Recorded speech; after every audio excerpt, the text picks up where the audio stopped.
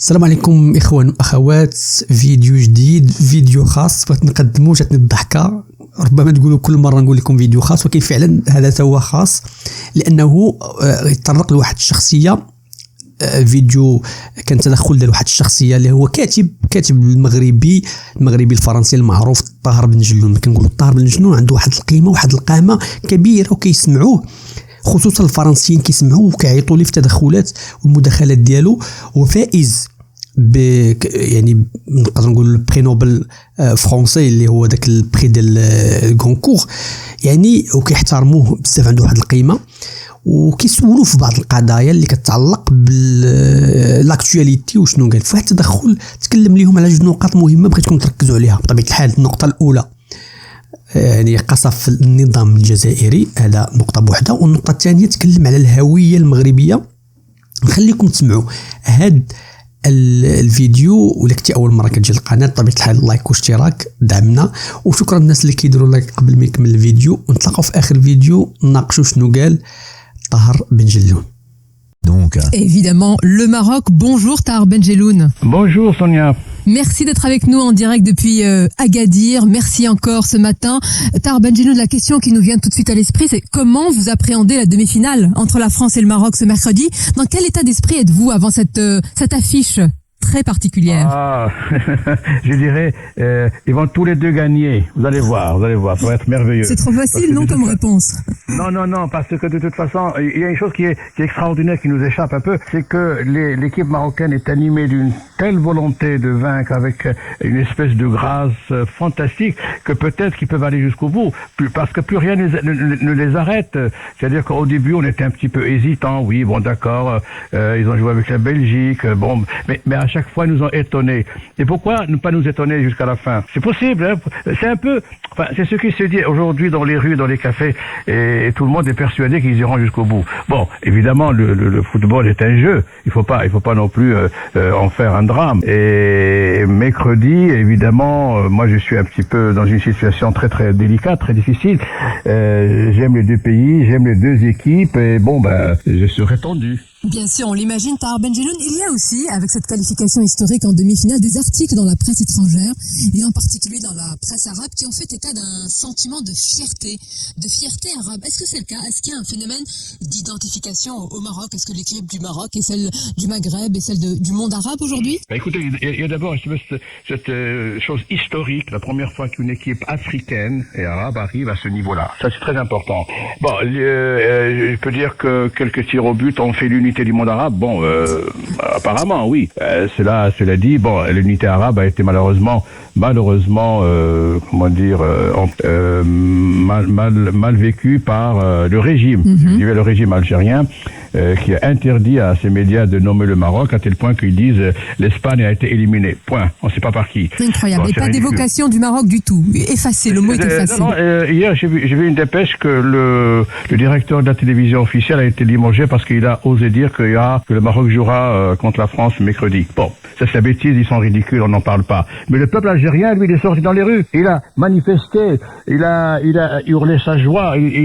Parce qu'il n'y a pas de problème entre les peuples, vous savez. Il y a des problèmes avec les États, mais pas avec les peuples. Mais ça, bon, évidemment, les généraux sont animés par une telle haine du Maroc qu'ils n'arrivent même pas à prononcer le nom de ce pays. Mais c'est ridicule, c'est de la folie. Ils s'en foutent. Et le peuple ne les aime pas, le peuple algérien. Il les déteste, il le dit tous les jours.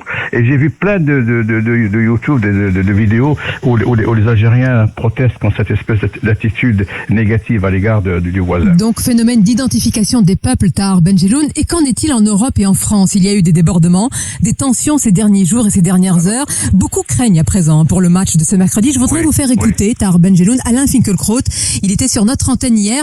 Il a dénoncé quant à lui l'illusion du vivre ensemble. Il est allé plus loin.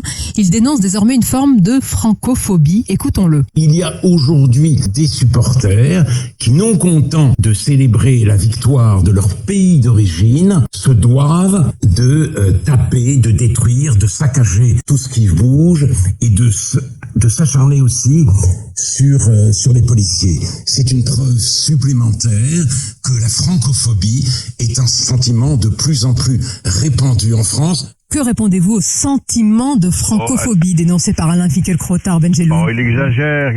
Il y a bien sûr les débordements, bien sûr les imbéciles qui sortent casser des vitrines. Bien sûr, il y a toujours des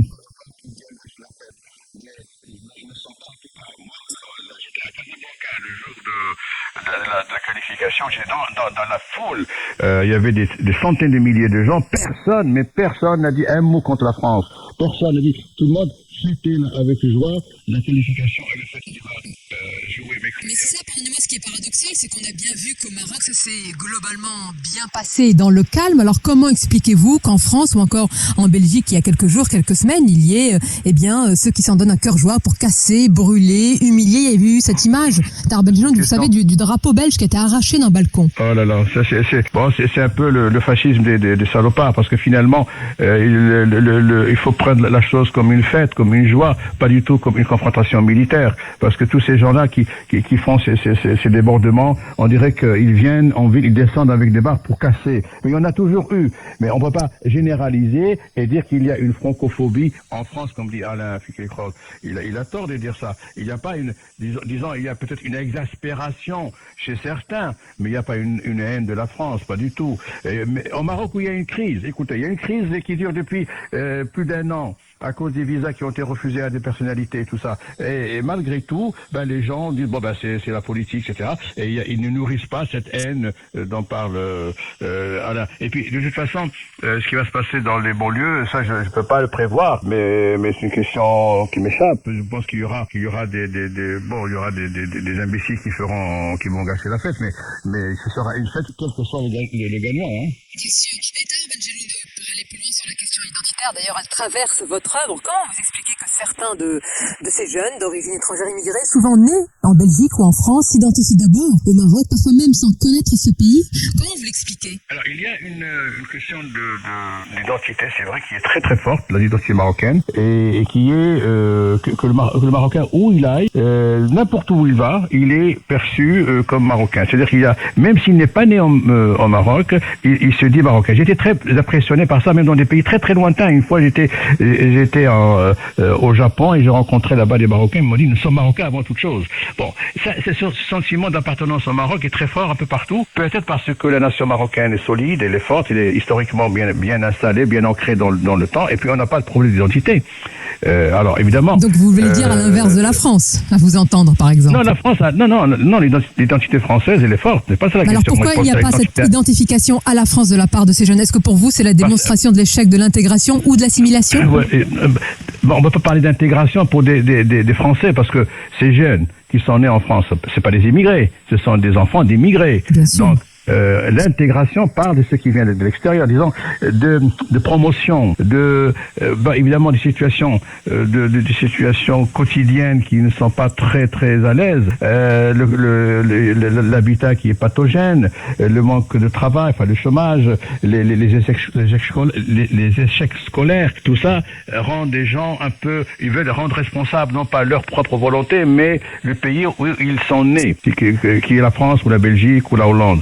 Mais ça, c'est parce qu'il manque d'éducation et parce qu'on ne leur a pas assez appris ce que c'est que leur pays. Et peut-être que l'attrait du Maroc est une illusion aussi. Parce qu'ils seraient aussi perdus s'ils étaient au Maroc. L'histoire, Tahar Benjeloun, entre le Maroc et la France est aussi une histoire singulière, très différente bien sûr de l'histoire, par exemple, entre la France et l'Algérie. Alors comment expliquer quand même de telles, vous avez dit le mot tout à l'heure, exaspération, quand on voit certains débordements, on peut dire qu'il y a des cicatrices et des fractures. Comment l'expliquer cette histoire entre ces deux pays, qui est très différente, par exemple, de l'histoire entre la France et l'Algérie, bien sûr? D'abord, il y a toujours eu des petites crises entre la France et le Maroc. Cette fois-ci, la crise elle a un peu duré parce que le Maroc a été mis dans un paquet de pays punis, comme la Tunisie ou l'Algérie, parce que les consulats n'auraient pas accepté de faciliter, de reprendre les fameuses OQTF, oui. C'est vrai et pas vrai, parce que moi j'ai demandé à plusieurs consulats consul marocain, ils m'ont dit, on voit évidemment des clandestins, mais parfois ils nous envoient des gens qui sont algériens ou tunisiens, on peut pas les reprendre pour les envoyer au Maroc, parce que la police française ne fait pas beaucoup de différence, ils n'ont pas de documents ces gens-là, ils disent je suis marocain. Bon, ben le type n'a pas de quoi vérifier. Bon, mais c'est pas une raison de punir ces pays par cette espèce de limitation de la délivrance des visas, et qui a touché des personnes qui n'ont rien à voir avec tout ça, des personnalités importantes. Il y a un ancien ministre, il y a un procureur du roi, il y a des professeurs de médecine, des musiciens, des artistes qui devaient venir en France pour travailler, pour donner un spectacle, qui n'ont pas pu venir. Et ça a été un peu humiliant. Là, Tahar Benjeloun, vous dénoncez la politique de restriction des visas qui, à vous entendre, est un peu aveugle et vise tout le monde. Mais en France, il y a un vrai débat sur l'immigration, d'ailleurs depuis toujours. En ce moment, il est inflammable. Le sujet est débattu à l'Assemblée nationale. Oui, mais c'est le Maroc qui fait le gendarme à la frontière. C'est lui qui empêche les clandestins de partir. Il est même payé par l'Europe pour ça. Vous voulez il ne va dire... pas non plus profiter des visas pour envoyer de nouveaux clandestins. Cette histoire de visa, elle est ridicule, elle est stupide. Or, le Maroc et la France ont eu des liens, des relations très fortes depuis toujours, même privilégiées. Bon, évidemment, j'ai dit dans un papier publié dans Le Point l'autre jour, il dit que Macron n'a pas beaucoup de sensibilité pour le Maghreb. Il pense il pense sincèrement, je le connais, il pense qu'il va résoudre, assainir la relation algéro-française. Mais l'Algérie ne lui donnera rien. Les généraux ont besoin de cette tension pour exister.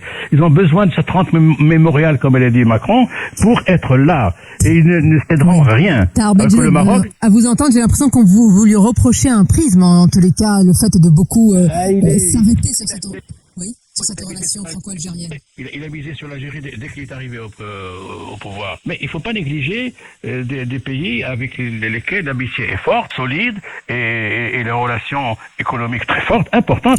On entend votre plaidoyer. J'en reviens à l'actualité. Je vous parlais de l'immigration, Tahar Benjeloun. Quand Emmanuel Macron dit que la France a toujours été une terre d'immigration, que c'est son ADN, est-ce que vous partagez ce constat? Elle a toujours été, en tout cas, moi ce que je sais, c'est qu'avant d'être une terre d'immigration, elle était une terre d'asile. Quand on voit par exemple la guerre d'Espagne, elle nous a donné des centaines de milliers d'Espagnols, dont des grands artistes, des personnalités, etc. L'asile politique a toujours prévalu dans ce pays.